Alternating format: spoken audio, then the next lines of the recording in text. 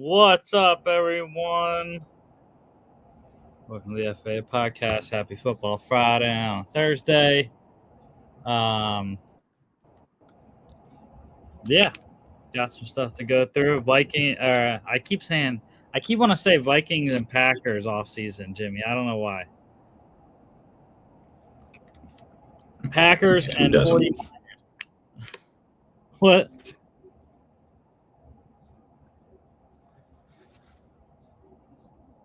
Packers and 49ers off-season recap today.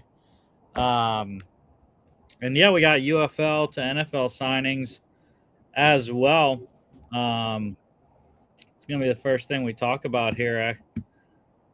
Nothing pressing in the news to talk about, unless you want to talk about the Florida Panthers going back to back.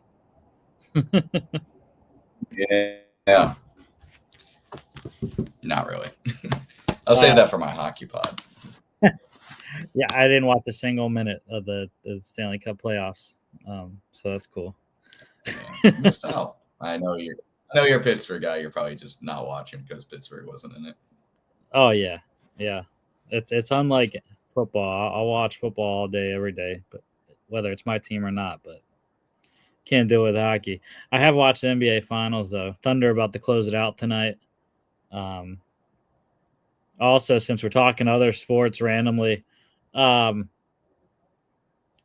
men's national team tonight, Gold Cup, Game 2 in the group stage. They're gonna kick the shit out of, who do we play tonight? I forget. Saudi Arabia, I think. Yeah, Saudi Arabia tonight, 9:15. Beat Trinidad and Tobago 5-0 in the first game. So, anyways, to football. UFL to NFL. So we finally got some guys signing to NFL teams. Again, it's just hope at this point. We hope some of these guys can make it onto rosters. We've had guys the last couple of years make it. Most notable have been, the kickers. Brandon Aubrey with the Cowboys and Kevontae Turpin, actually, wide receiver and returner there. And last year, Jake Bates with the Lions. So we'll see. But the Falcons, they have signed Brahma's running back Jashawn Corbin, the leading rusher in the UFL this season. Over 500 rushing yards for him. Pretty solid player. Former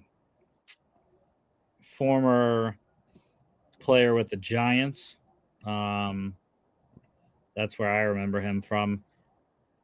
And interestingly, in a corresponding move to this, the Falcons released 2024 sixth round running back Jace McClellan as a move with that one. So I don't like that, giving up on a guy just 1 year. I don't know. Even though he was a sixth rounder, but I don't know. The Jets, do they have their new kicker? They have signed Stallions kicker Harrison Mavis, the thicker kicker. It's in New York now. Yeah, I mean, Mavis is trying to go 3 for 3, right? 3 straight years of a spring football kicker making it into a starting gig in the NFL. So we'll see if he's going to be the guy to do it. Excellent season, though. 20 of 21 field goals. He was fantastic. And has a booming leg, too. The Broncos, they signed Stallions corner Mario Goodrich, formerly of the Eagles. I think he played with another team, too. I remember he signed with the Eagles undrafted free agent 2 years ago, I want to say. Maybe last year. 2 years ago, though, I think. The Saints became the first team to sign multiple UFL players this season. They signed Renegades tight end Seth Green and Stallions offensive tackle Barry Wesley. So I think Wesley's definitely in a better position than Green to make the roster. Wesley and the Saints, I talked about when we did their off-season recap there. There's still question marks on that offensive line, specifically at the tackle position because of the retirement of Ryan Ramczyk, the injury issues with Trevor Penning. So I definitely think Wesley's got a shot if he can compete well in training camp. But Seth Green, I don't see any opportunity. The Saints have one of the more settled and loaded tight end rooms in the league with Taysom Hill and Foster Moreau and Jawan Johnson. So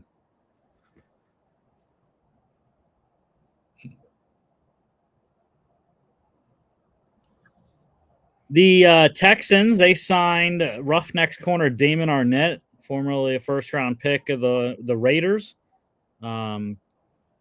Very solid season. Had a big pick 6 this year for Houston. So he stays in town there. Good pickup for them. The Cowboys, they signed Stallions defensive tackle Perrion Winfrey. I can't remember where he started in the NFL. I want to say the Broncos, but yeah, all UFL player this season. He was, though, one of the guys when they put out the all UFL teams that I was like, I think I might replace him with another guy, but still, nonetheless, very solid interior presence there, and a position of need for Dallas as well, kind of like I was mentioned with the Saints and offensive tackle. The Browns, they got a new weapon. They signed Renegades tight end Sal Cannella. So 4th straight season, Sal Cannella has been signed to a team. Hasn't been able to stick yet, but and I think it's probably because he's not the greatest at blocking. But he just hasn't been and that's the issue, is like if you're gonna be a tight end 2 or 3, like you gotta block, right? So it's hard for him to find reps or opportunities when he's more of a receiving tight end, and you don't really see that a ton from the backup tight ends.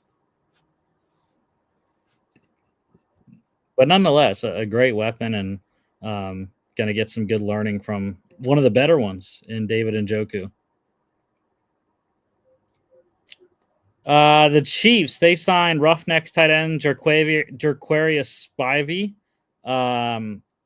Was signed with KC last year, undrafted, and played this year with Roughnecks. And once again, kind of like New Orleans, it's the Chiefs have too many tight ends as it is. So not really sure Spivey's going to get a shot to make the roster. But again, it's about learning, and obviously you get to camp, make it into the preseason games, get some film on, and it's not always about the team that you're on. It's about the 31 other teams as well that get to see it in preseason.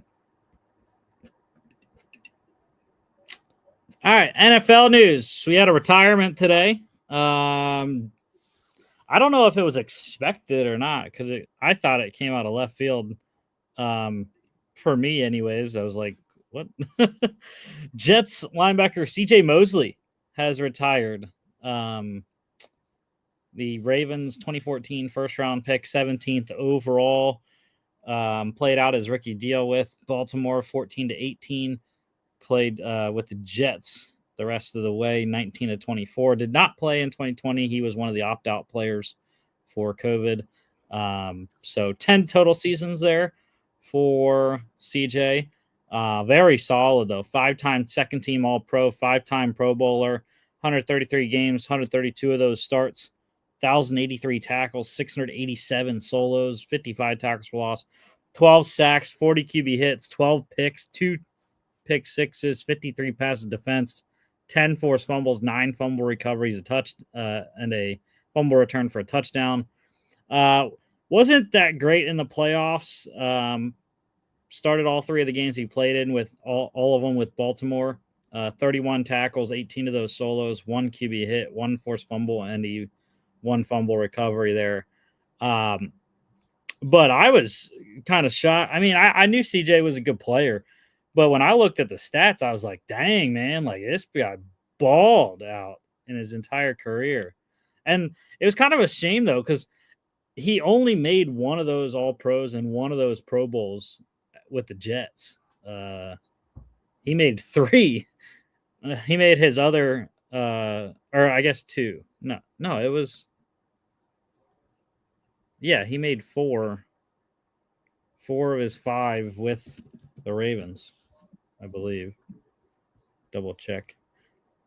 Yeah, because he played his first 5 years in Baltimore, and 4 of those 5, he was second team All-Pro and Pro Bowler. Also finished second in Defensive Rookie of the Year in 2014. But yeah, only one of those, age 30, 2022, he made the Pro Bowl, second team All-Pro. So I don't know if that's going to get him in the Hall. Maybe one day. Maybe one day he could get in. I don't know.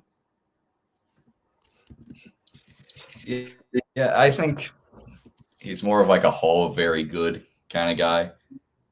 One of those guys that I think it's unwarranted, but he got to the Jets and people just kind of ignored him because of how bad the Jets were.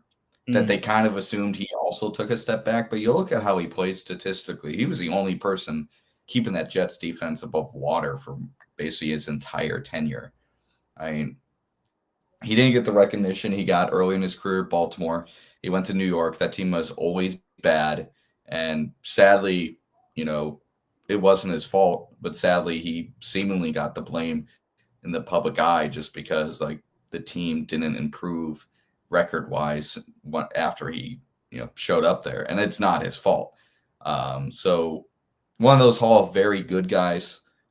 He came to Baltimore and just seemingly took the league by storm. And then he went to New York, and I feel like people just forgot about him because that's how just forgettable the Jets have been in his entire tenure. Like, the most notable thing that Jets have ever done was have the Aaron Rodgers fiasco. Yeah, I don't know. I mean, he was a part of those really solid Robert Saleh defenses. He does rank 29th all time in terms of inside linebackers. And the issue with that is that there are not, well, they don't have stats for a bunch of other guys I see on Pro Football Reference. I don't know when tackles became a stat or started getting tracked, but Pro Football Reference does not have stats for Mike Singletary, Jack Lambert, Dick Butkus, Nick Buoniconti, Ray Nitschke, Randy Gradishar, Sam Huff, Harry Carson, Willie Lanier, all Hall of Fame. Those are all the Hall of Famers that don't have tackle stats. But so he's probably 30 something when you put all those guys in. He's 33rd in terms of Hall of Fame score on Pro Football Reference. And that's a big issue because the average inside linebacker Hall of Fame score is 106. Some of these Hall of Fames, like Ray Lewis, is ridiculous. He's number 1, 197.35. CJ is just 42.78. He's actually below some other guys that I would not think that he would be below. Like, he's below Demario Davis, who actually, it makes sense when you look at Davis's stats. He's below Roquan. Roquan's got a lot more years to play still. He's even below Matt Millen. Good Lord.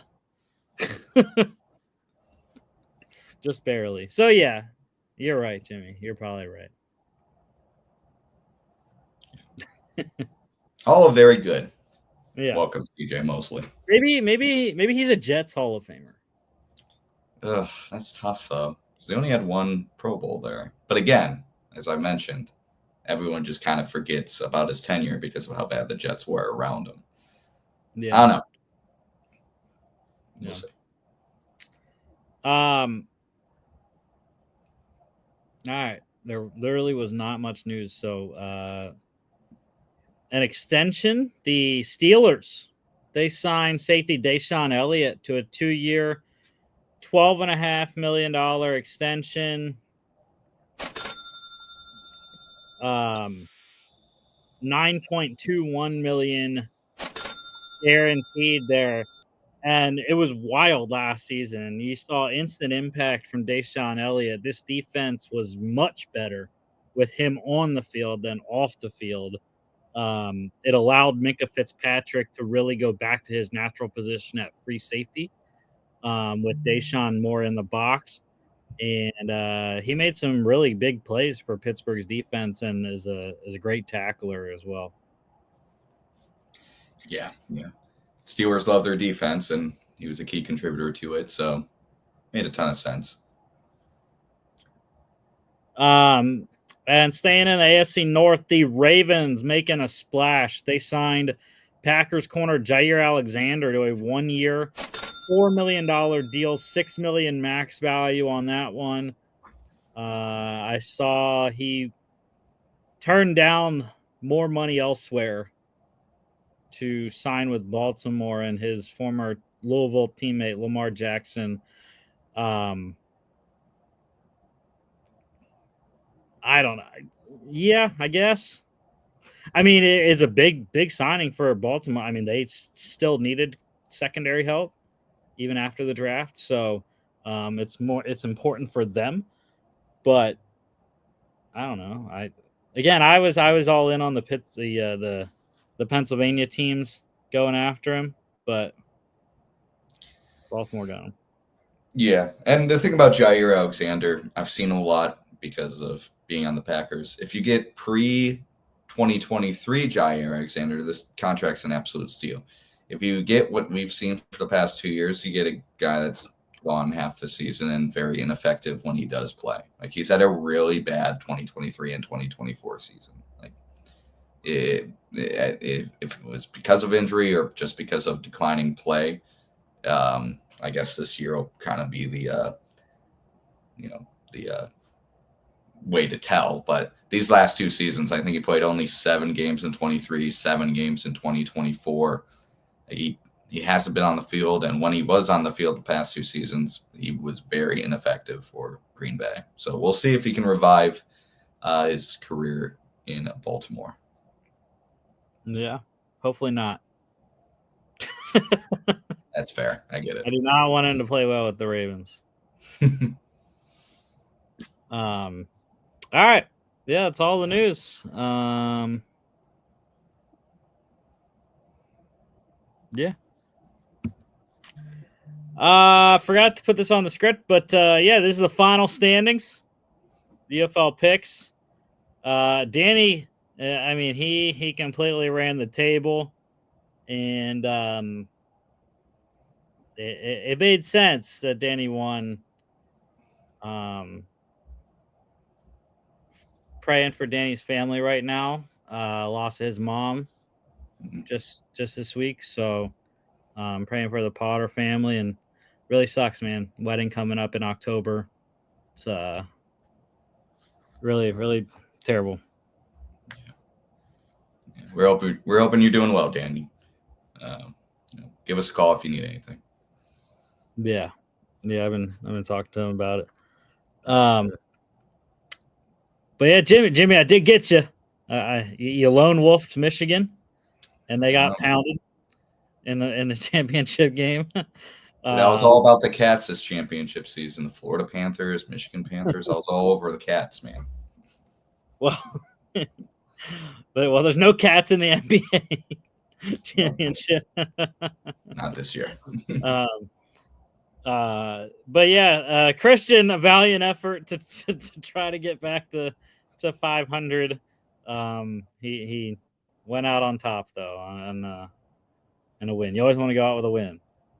So Christian got that done. All right. 49ers offseason here. I don't know if there was a team that had more movement in the league than the Niners. Losses. I mean, it's a laundry list. QB Josh Dobbs to the Patriots. QB Brandon Allen to the Titans. Running back Elijah Mitchell to the Chiefs. Running back Jordan Mason traded to the Vikings. Wide receiver Deebo Samuel traded to the Commanders. Wide receiver Chris Conley is a free agent. Tight end Eric Salbert went to the Seahawks. Offensive tackle Charlie Heck to the Bucks. Offensive tackle Jalen Moore to the Chiefs. Guard John Feliciano retired. Guard Aaron Banks went to the Packers. Edge rusher Leonard Floyd went to the Falcons. Edge Drake Jackson is a free agent. Linebacker Drake Greenlaw went to the Broncos. Linebacker Devondre Campbell is a free agent. Corner Travarius Ward to the Colts. Corner Isaac Yiadom to the Saints. Corner Rock Yassin to the Lions. Safety Tashawn Gibson is a free agent. Safety Talanoa Hufanga to the Broncos. And they changed out their entire special teams unit, essentially. Punter Mitch Wisnowski released as a free agent. Punter Pat O'Donnell is a free agent. Long snapper Tabor Pepper is a free agent. So, yeah, I mean, this offseason is wild. It is just cutting salary hardcore for Brock Purdy. Yeah, I mean, this is the cost you pay as a team when you have that franchise quarterback that you want to pay like a franchise quarterback. You know, you pay Brock Purdy, you lose a lot of depth and even a lot of starters. Like Deebo Samuel, I think, was an obvious trade target. I don't think that's overly surprising.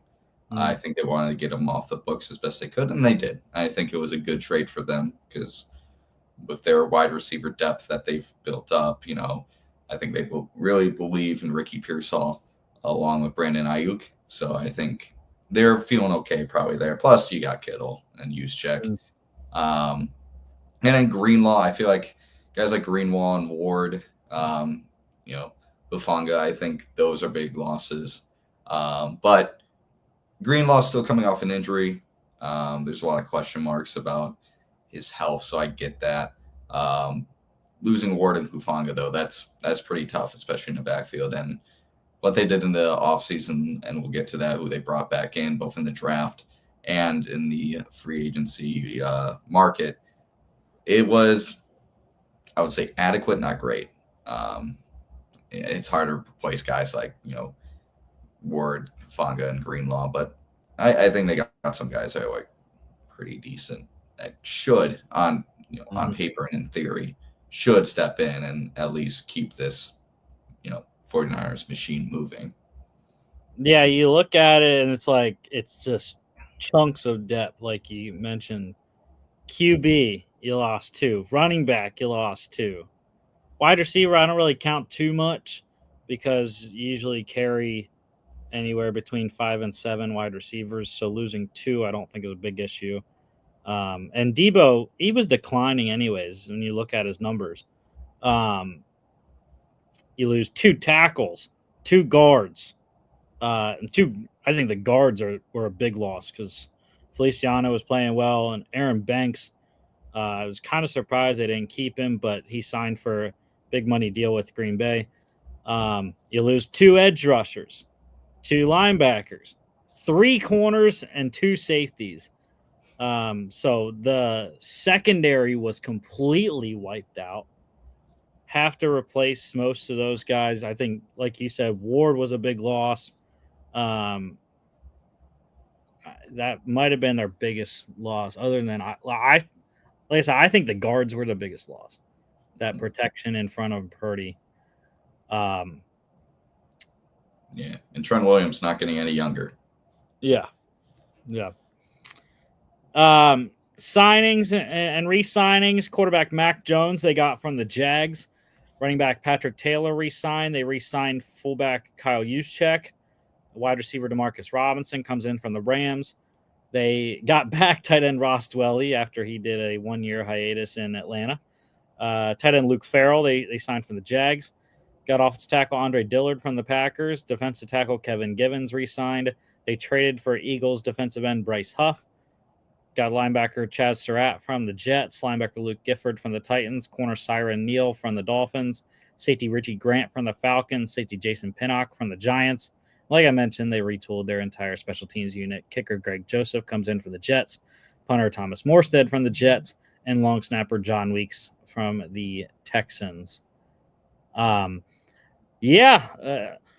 was okay with most of their moves. The safeties, I sort of like what they did. I think both of them combined maybe makes up for the Hufanga loss.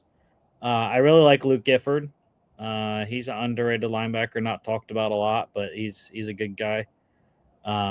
We'll see if Robert Saleh can replicate what Bryce Huff did with him in New York.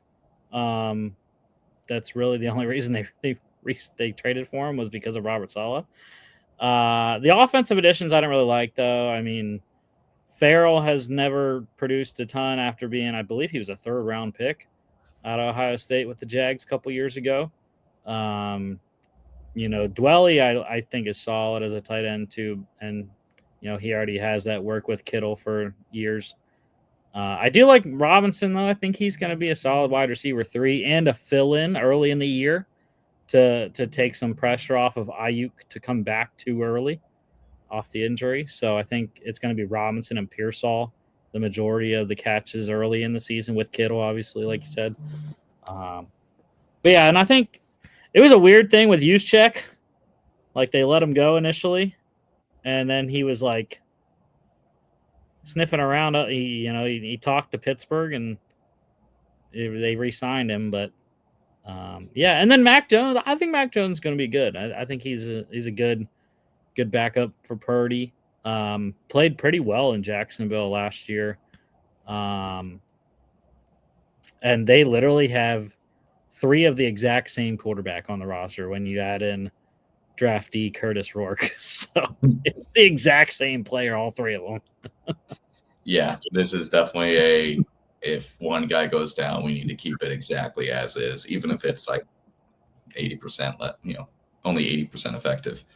But yeah, I mean, in terms of signings, I think the big thing that I would say kind of worried me, I didn't like kind of being, I would say, hesitant in the running back market.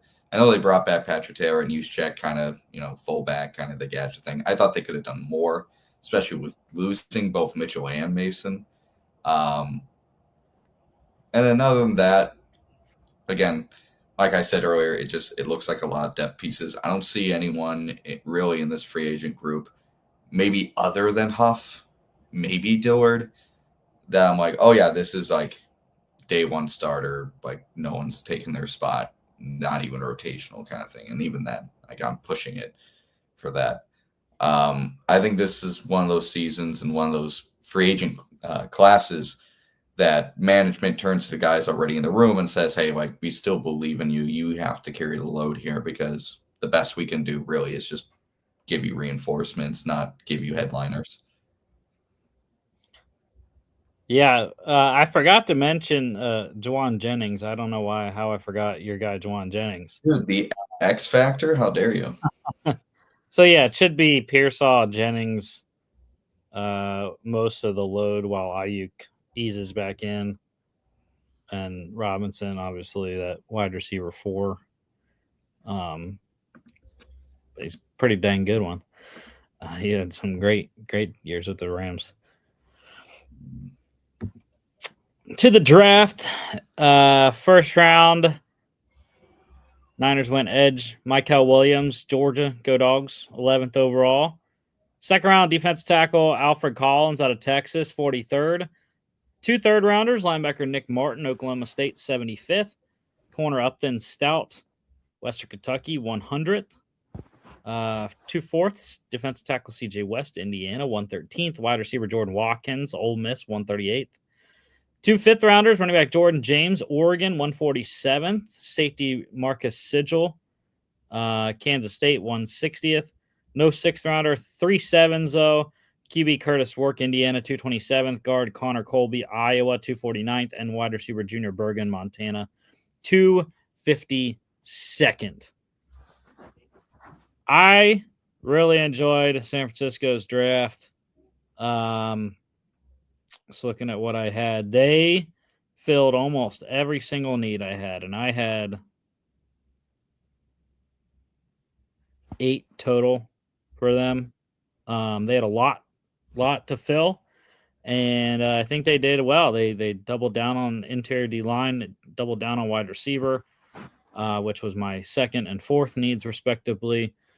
But the only one of the top 5 they didn't do was offensive tackle, which they signed 2 in free agency, or they signed 1, Andre Diller. They lost 2 in Jalen Moore and Charlie Heck. But, I really like most of the guys they got. Michael, obviously, is a beast. Alfred Collins, I thought was a little high, but he's really good and a run stuffer as well. Nick Martin, solid linebacker depth there after they lost Greenlaw.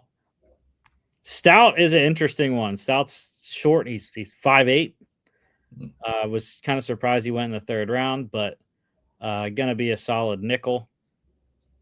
And he has shown, actually, I watch him at the Senior Bowl. He's physical. He can play outside. You don't want him to, but he can. The offensive drafting, though, was mostly for depth. Like I said, they drafted Curtis Work as the QB3. Jordan James is the RB3. Connor Colby probably won't make the roster unless he beats out one of the veteran interior guys. Jordan Watkins, he's going to make it, I think. He's got a battle. Jacob Cowing, Isaiah Hodgins, undrafted Isaiah Nair, Russell Gage, Tariq Owens, and Junior Bergen as well, which Junior Bergen should make this roster. I'm just saying that right now. They currently have Jacob Cowing as the punt returner and Patrick Taylor as the kick returner. I'm just saying Junior Bergen is one of the best, if not the best, returners I've ever watched in college football. So he was a monster in the return game, especially punt returns at Montana. I still vividly remember he returned 2 in a playoff game. I can't remember who it was against, but it was FCS playoff game, and he returned 1, and they were stupid enough to kick it to him again. He returned it again. So, but yeah, I like this draft though. Yeah, I thought it was pretty solid, but I still very much agree with you. They really should have went offensive tackle, and even though I do like Connor Colby out of Iowa, I think they should have addressed their offensive line earlier in the draft. Like, I wasn't a huge fan of going with Stout, even though they needed cornerbacks. I thought they could have gotten Stout later, and then Jordan James, I'm okay with. I did mention they needed more running backs after losing 2, so it makes sense. But I thought they should have gone offensive tackle. I mentioned already earlier, Williams is not getting any younger. You got to really believe in the future, especially after like the first 2 rounds, because after the first 2 rounds, you're not getting guys that you can start day 1. I mean, unless you really believe Trent Williams is going to last at least 2 more seasons, I think this was a misstep. But other than that, I really like what they did. I really like Williams.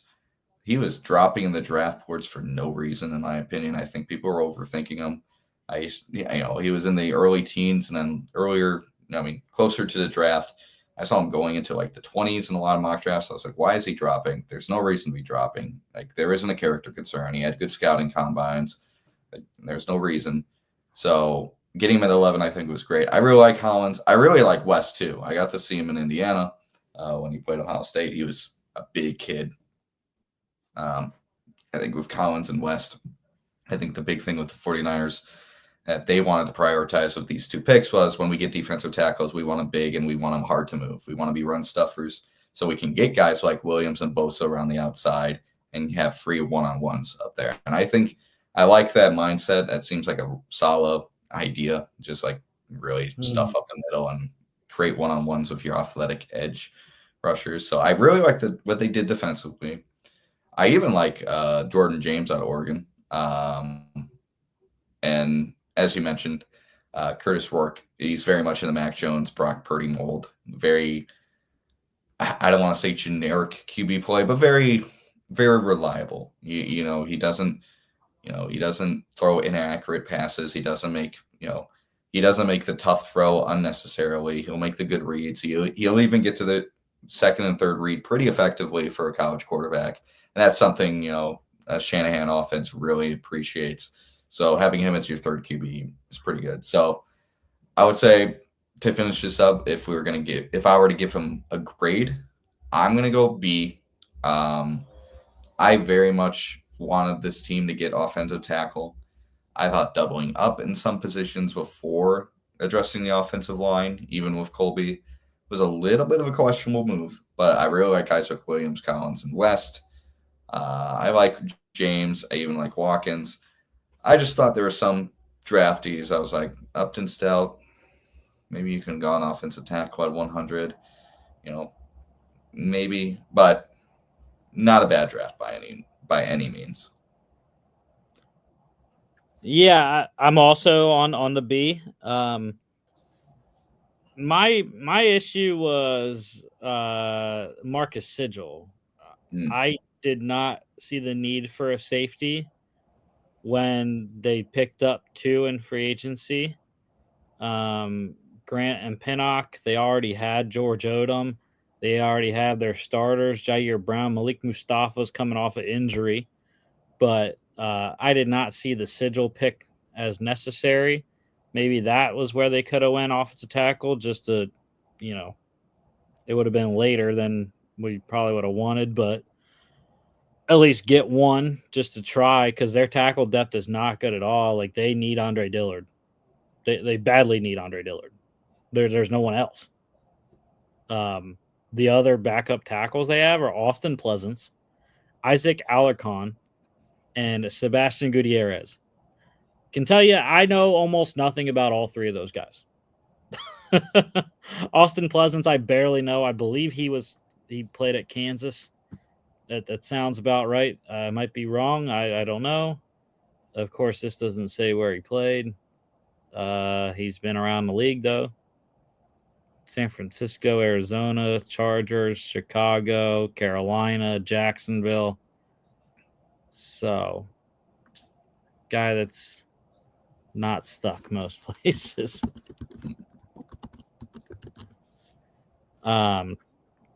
Okay. See, I was wrong. You played at Ohio.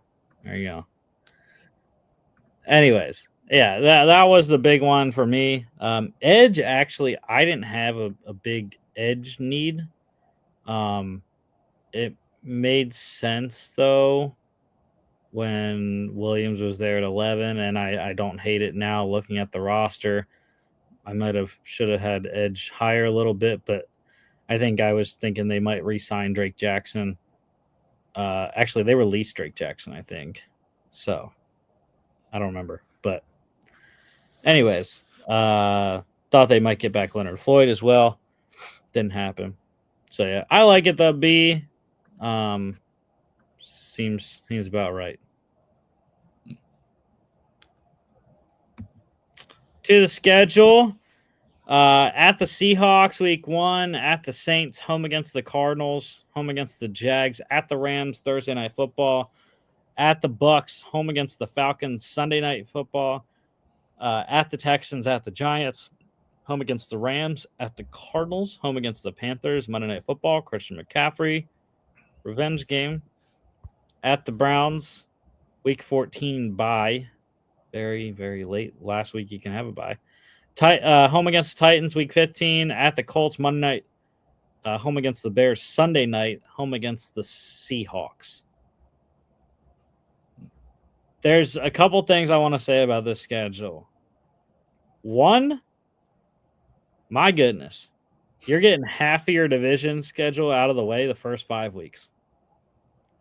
It's like you don't have any time to stop, like to rest. Like you gotta go. You gotta win at least 2, right? To have a shot at the division, probably. And you start off with one weeks 1, 3, and 5. You got division games. Luckily, though, they have to go to LA after being home against the Jags on a short week away, but it's a home game before, which is always nice. But then it's like 4 out of 5 on the road. Luckily, they get some rest before they have to travel all the way down to Tampa, which is a haul. But, then it's not short trips, right? To Tampa, Santa Clara to Houston is not a short trip. Santa Clara to East Rutherford is not a short trip. So they're going to be logging some miles on that one. And then the third thing I'll say is week 14 bye. That's tough.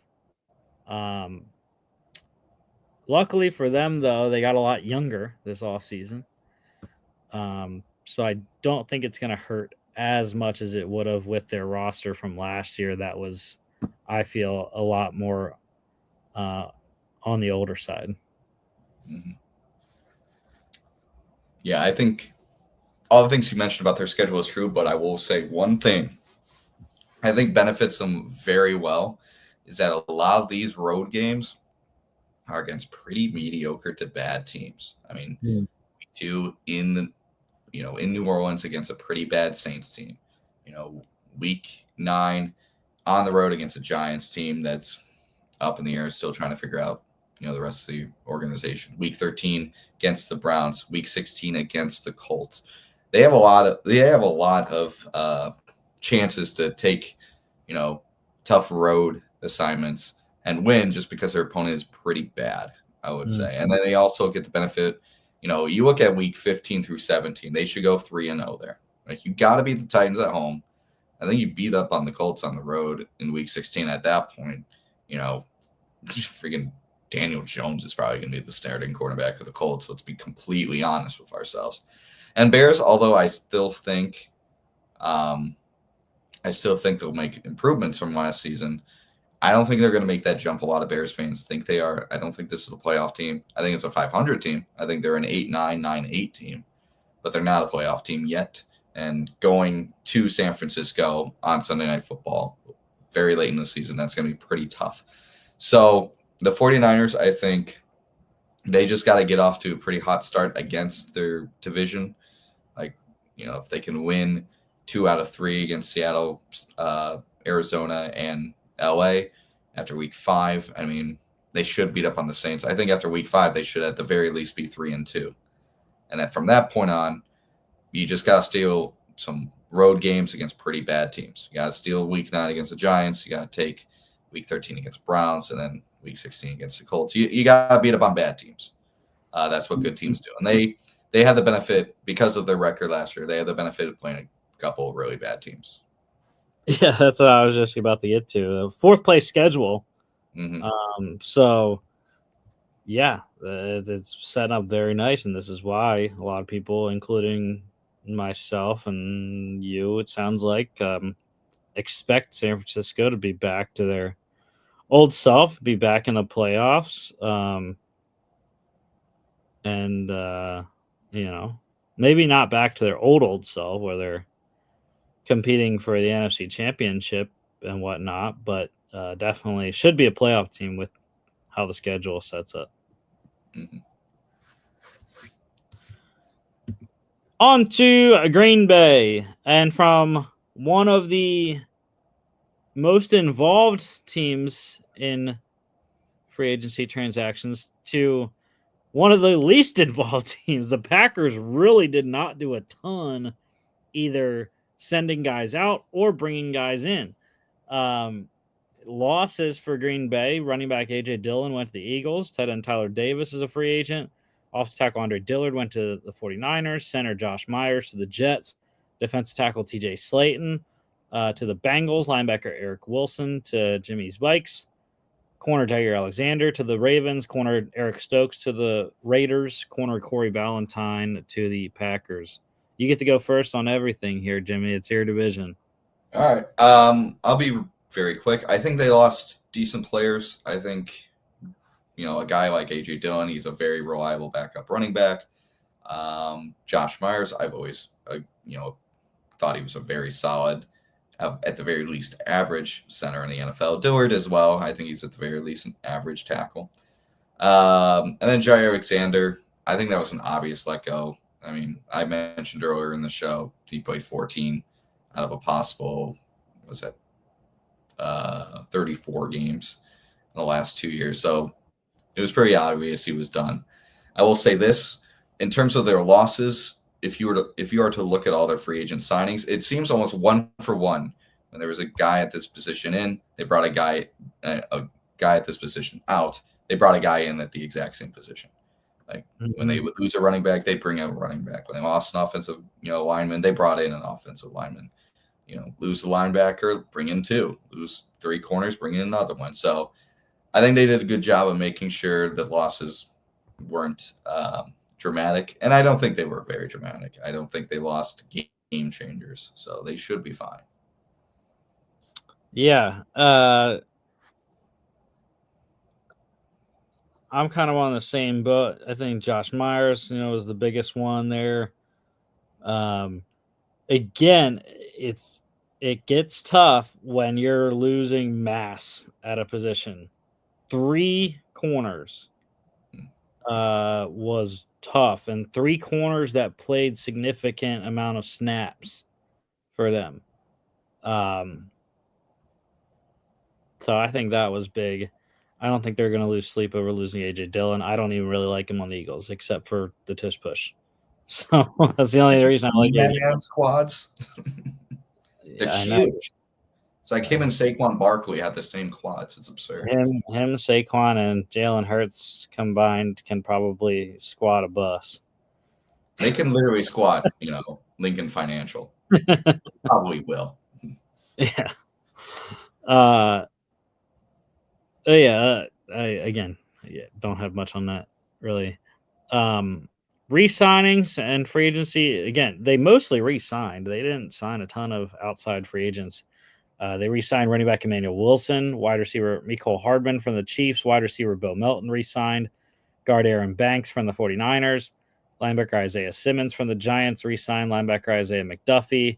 They got corner Nate Hobbs from the Raiders, re-signed kicker Brandon McManus and punter Dan Whelan.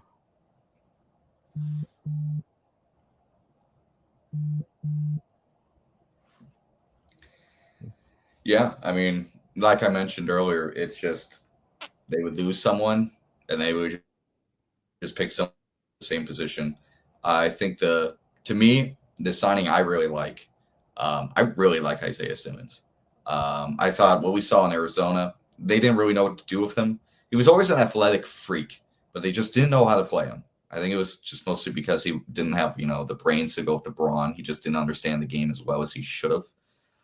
And they probably were asking him to do too much in Arizona. But what we saw in New York this last year, I thought we just saw flashes of what his athleticism can do. And I think he's learning the game a lot more. I mean, that blocked field goal in Seattle, like that was awesome. Like that just, to me, showed what he should be able to do in the NFL and just be an athletic freak and turn over plays that would lose a game for them and flip them to wins.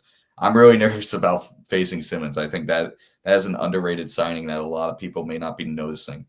Other than that, I see, again, they brought back their special teams guys. They brought back, good rotational guys that they really rely on. Wilson, Melton, McDuffie, those are guys they really do rely on. I was a little, I don't love Nate Hobbs, but I get it. You lost 3 corners. You got to bring in someone. And there's still some corners in free agency, so maybe they still go for a guy like, I don't know, Asante Samuel Jr., what's his name? Josh Jones. I think that's the name I've been hearing. Or is it Josh Jacob? Job, yeah. I think it was in New England this last year. But, yeah, they might bring in another corner. But other than that, I think they did well. I I think they might have overpaid a little bit for Banks, but that's a cost of, offensive guards. So pretty solid, didn't lose too much, brought back, guys that they lost and, brought back guys in positions they lost in free agency. So feels like almost a net zero offseason in terms of free agency. Yeah, I'm gonna go with the lineman again. Aaron Banks definitely. I thought the biggest guy they got in the offseason. They're moving Elton Jenkins back to center to replace Josh Myers. Banks goes into left guard where Jenkins was. So I think that was a very important addition to keep that line intact in front of Jordan Love. The Mecole thing, I don't understand what. I still don't understand what the Packers are doing at wide receiver. I mean, it's a jumbled mess. I don't know who is even playing wide receiver anymore in Green Bay because they have like 10 receivers every year. Similar to the 49ers, this corner room is not deep at all, and they're gonna struggle if they have injuries. Big time. You mentioned you're scared of facing Isaiah Simmons. Well, Jimmy, he's got to make the roster first, Mm. and he's got a big uphill battle to do that. Unless they keep 5 inside linebackers. But with the Giants, as I mentioned, he was on the special teams unit, and he showed his worth there, blocking field goals. So, Isaiah McDuffie plays true. teams, and he's a homegrown guy.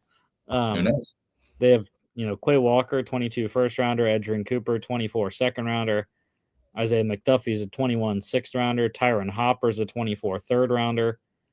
And then they have Simmons, Christian Welch, Jamon Dumas Johnson. They signed an undrafted free agency this year. But yeah, Nate Hobbs is he's a starter for the Packers. There you go. I think this is going to be a decently easy secondary to throw on. My boy Javon Bullard is locking down the slot, 24 second rounder. It also is concerned. Keyshawn Nixon is listed as a starter at outside corner as well.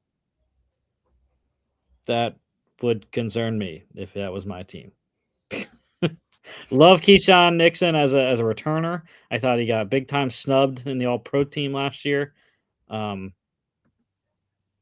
yeah. Draft. One of the most boring drafts in the league. They had every single round they had 1 pick, except the 7th they had 2. Wide receiver Matthew Golden, Texas, 23rd overall, broke the streak. Off tackle Anthony Belton, NC State, 54th in the second. Third round wide receiver Savion Williams, TCU, 87th. Fourth round edge Barron Sorrell, Texas, 124th. Fifth round edge Colin Oliver, Oklahoma State, 159th. Sixth round defense tackle Warren Brinson, Georgia, 198th. 2 sevens, like I said, corner Micah Robinson, Tulane, 237th, and offensive lineman John Williams, Cincinnati, 250th. Yeah. I kind of have the same complaint with the Packers that I did with the 49ers. They had a position of need that they should have spent earlier draft picks on. Like, they had a big hole at corner, and they waited until the 7th round to get a corner when in like rounds 3 through 5, when they double drafted twice, in round 3, double drafted a wide receiver, round 4 and 5, double drafted at edge. I thought they could have used one of those for a cornerback. There were plenty really talented ones there. I'm kind of surprised they doubled up on edge. Do they not believe in Luke Van Ness? I think they might be losing faith in him. I don't think he's developing as quickly as they want him to be. I think they want him to be like a number 1 edge rusher, and I don't think he's currently that edge rusher. But first 2 rounds. I really like the first 2 picks they made. I like Matthew Golden. I think he's a big catch guy. I think he's for the first time the Green Bay Packers have, I would say, the potential to have a wide receiver that you go, yeah, that's wide receiver 1, no question about it. I still worry about Matthew Golden's foot speed, but you could train that. And then Anthony Belton from NC State, I like that a lot. I know this. They what was his name? They drafted him in the first. Joe Morgan. They drafted offensive lineman first round last year, but you can never go. I say it all the time. You can never go wrong with the trenches. Belton's a very solid second round pick. And then Savion Williams, I was a little surprised. I mean, you look at this team's wide receiver depth, and it feels like they just had another wide receiver 3 to a room of about 4 wide receiver 3s. Especially with getting Matthew Golden round 1. It just surprised me a little bit. And then 2 edge rushers. Okay. Like I mentioned earlier, I don't think they believe in Luke Van Ness. Princeton from Georgia. I think that was a good pick. Again, never go wrong with trenches. Michael Robinson's fine. John Williams, fine. Not a bad draft, not a great draft. I honestly think it's a little bit worse than the 49ers. I would probably give it a B-, bordering on C+. I know. I'm a Viking fan. I'm going to be mean, but I have my reasons. They should have taken the corner earlier. I think double drafting a wide receiver was strange. I think double drafting an edge was strange. Sure, they filled needs, but I think they didn't fill needs efficiently. There's still a ton of question marks at the corner room, and they didn't really answer it in the draft. No, the reason why I smiled is because that's my exact draft grade. As really? Well. Yeah, you and I, we're on the same wavelength right now. Before I go into my analysis, I want to shout out our guy Danny Potter. We talked about earlier. He liked it on liked our stream on Facebook. Thanks, Danny. Love you, man. But yeah, it was okay. Jimmy Matthew Golden is fine on foot speed. He was the fastest player at the combine. Who was it? 4.29. Who was it I was thinking of then? Was it the other Texas wide receiver? Maybe it was Bond I was thinking of. Yeah, I remember there was one big weakness. I think Bond struggled in the 40. It was Bond. Yeah, my bad. Who still is not signed because of off the field. Yeah, that's right. I was getting Golden and Bond mixed up. Oh, I mean, Bond still ran 4.39. I don't know. But yeah, I am not on the whole Golden wide receiver 1 thing. Scares me that he's John Ross. And also, I really didn't think there were any other true dominating wide receiver 1s other than Travis Hunter and Tet McMillan. So those were the only 2 receivers I really truly liked in the first round. Belton's a good play though in the second. He's a guy I believe that can play inside and outside, and he's going to give them depth that they lost with Dillard, and potential competition as well. I think with Rasheed Walker, Zach Tom potentially. I know it seems like every year talk about there being competition for those 2 tackles, and then we get to week 1 and it's like, oh wow, Rasheed Walker starting at left, Zach Tom starting at right. So, but yeah, those 22 draft picks holding up well so far. Yeah, I did not like the Savion Williams pick at all. He's a gadget guy, and while he is massive, he's like Cordell Patterson. He's like 6'5", maybe. I think he might even be 6'6". He's freaking like 220 pounds. He's a monster and made some incredible plays at TCU. I remember vividly his game against UCF, where he made some incredible catches, almost single-handedly brought the Horned Frogs back and won that game when they were down big. I think he ran over like 150 yards and like 3 touchdowns or something like that in that game.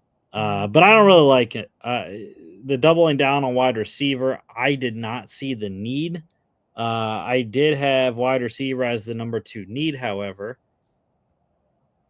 But I thought, like you mentioned, double at corner when they didn't take one till the 7th and they're still thin. I thought 3rd round corner would have been a much better play than a second wide receiver who's maybe not even a wide receiver. Maybe he's a running back. The edge guys I was fine with. Baron Sorrell, a good motor guy, and they have him as a main backup right now to Rashawn Gary. Colin Oliver, to be honest, I'm not sure he makes the team, depending on how many edge rushers they keep. He's converted linebacker to edge. And I really liked him at linebacker. I mean, he was a great tackling guy at Oklahoma State. There was conversations about him being a tweener, and ultimately with Green Bay, he's going to be playing edge. However, I think it's a little bit weird of a situation, him going to the Packers. When you switch from inside to outside linebacker, I feel like you're more of a stand-up 3-4, and the Packers are a 4-down team. They're a 4-3 team, or a 4-2-5 if you want to stay in the nickel most of your base set. But yeah, so that's my hesitancy on Colin Oliver. Hopefully, he makes team. Warren Brinson, go Dogs. He's gonna have an uphill battle to make the team. Depending on how many guys they keep inside. They already run 4 deep there, so. And I think actually there's a guy, Brinson's teammate at Georgia, who they signed an undrafted free agency, Nazir Stackhouse. I think he has a chance to beat out Brinson anyways. I think Stackhouse is a very good player, run stuffer, with some pop potentially. I did not like the 7th round. Robinson's all right. I didn't know anything about John Williams. Absolutely nothing. Cincinnati was terrible this year. So I didn't watch a lot of Bearcats film. But, I mean, they needed depth and guard. Yeah, I mean, he's looking at competing for one of the main interior guard spots. Highly doubt he wins position, considering he's going up against 24 5th rounder Jacob Monk and 24 1st rounder Jordan Morgan, who, again, how is Jordan Morgan still not starting? They have Sean Ryan still as the right guard, 22 3rd rounder.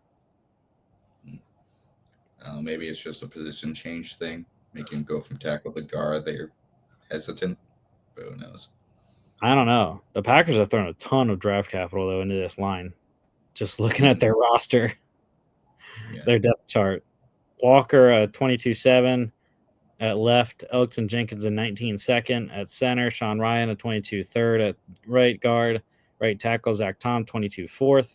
Anthony Belton, a 25-2. John Williams, 25-7. Jacob Monk, 24-5.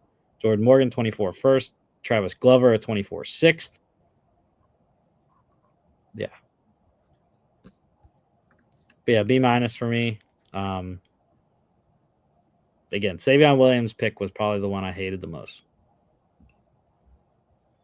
But they filled I only had 5 needs for Green Bay, and they filled the first 4. Doubled up on wide receiver. I think on NFL Network, on NFL.com, they had John Williams listed as a tackle. So that's why I had 2 blue check marks at tackle. I had to delete one of those. The only one they didn't get was running back, which I guess technically they might have with Savion Williams. Yeah. But he's not. And I think they really believe in Marshawn Lloyd. I'm a fan of Lloyd as well. So I think he's going to take a bigger step this year.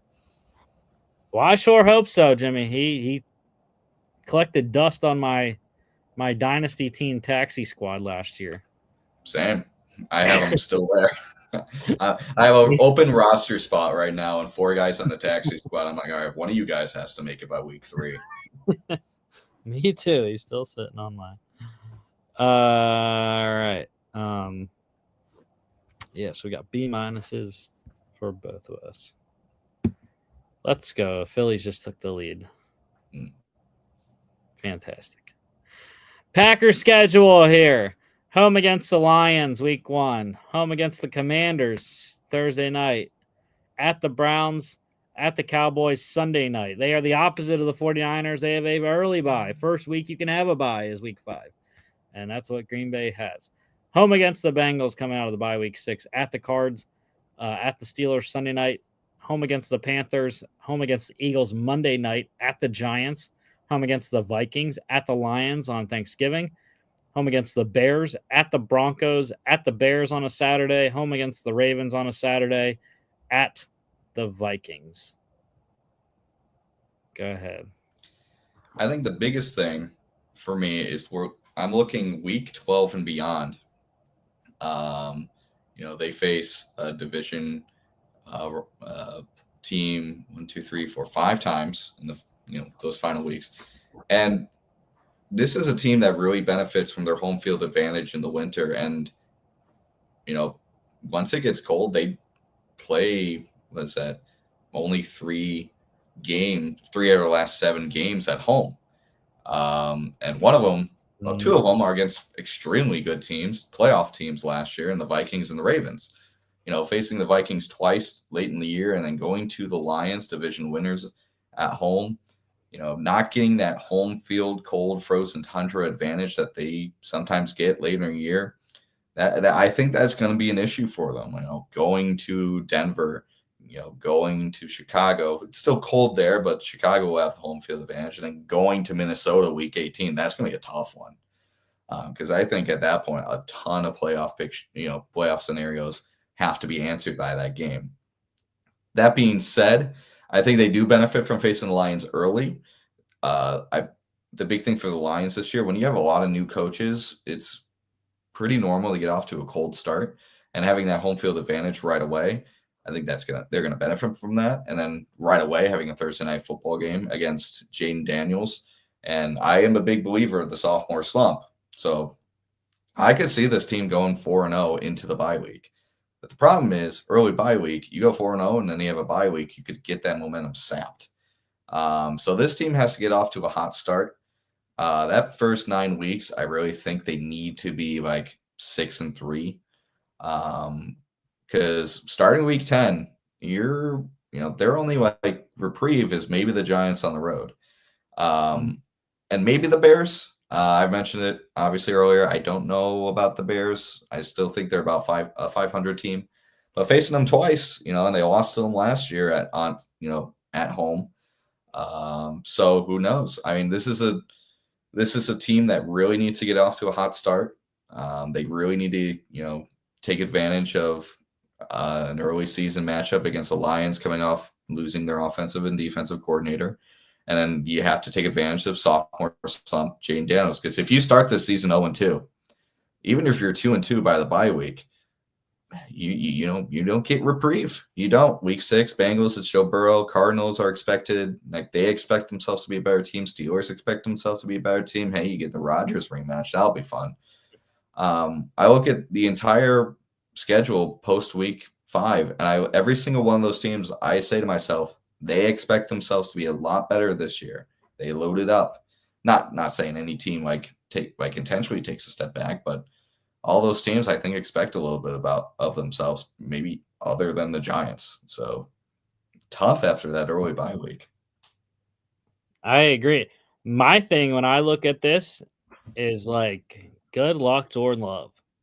Mm-hmm. This schedule is absolutely loaded with defenses. You got Dan Quinn. The Commanders were okay. I don't know if they're going to really improve with what they did in the offseason on the defensive side of the ball. But obviously, you got the assistant coach of the year last year, right? Jim Schwartz in Cleveland.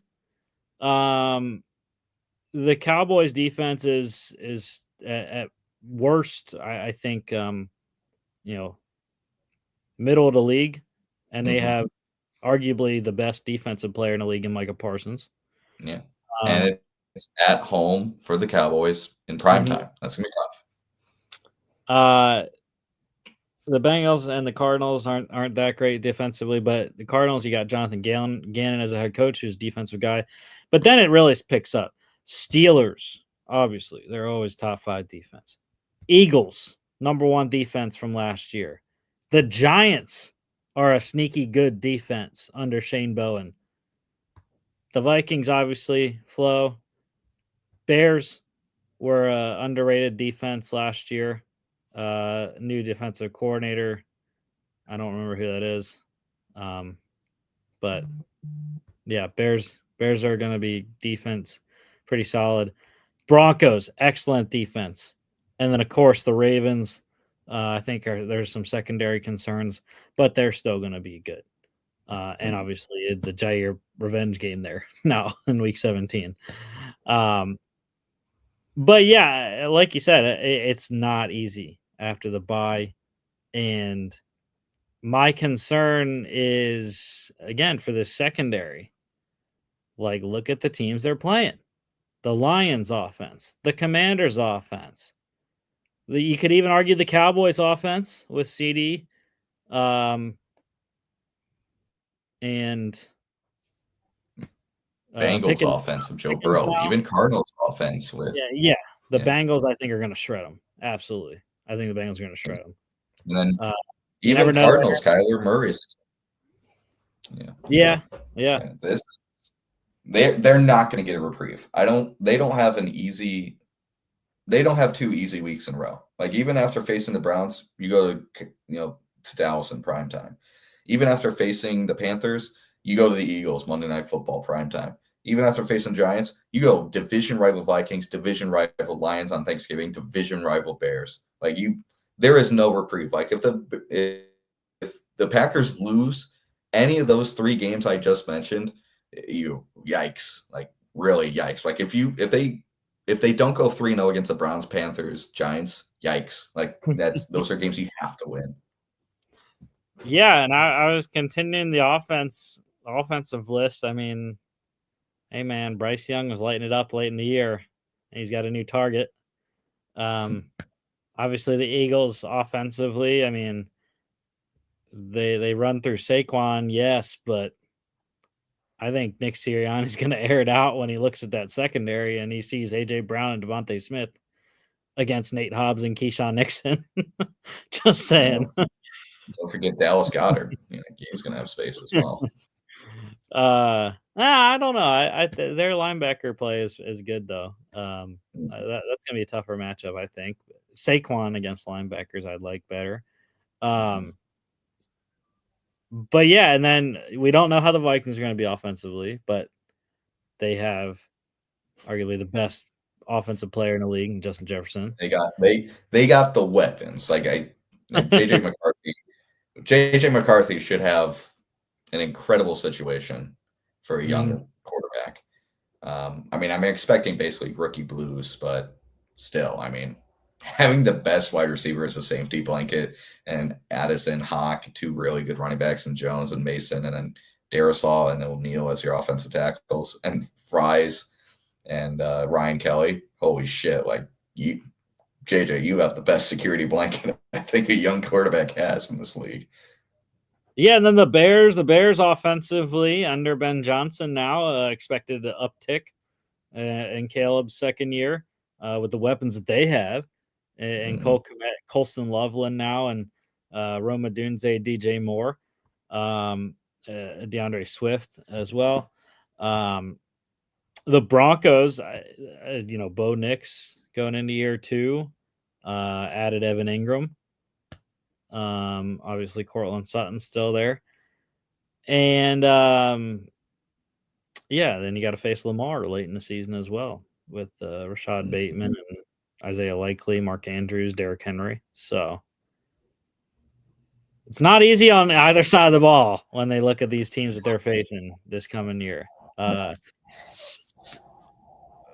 what it was a third place schedule too, which is wild.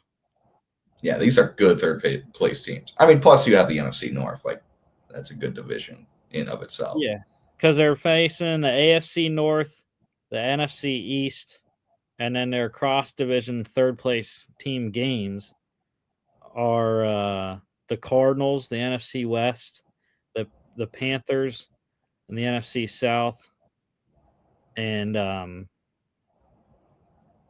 Broncos in the AFC West.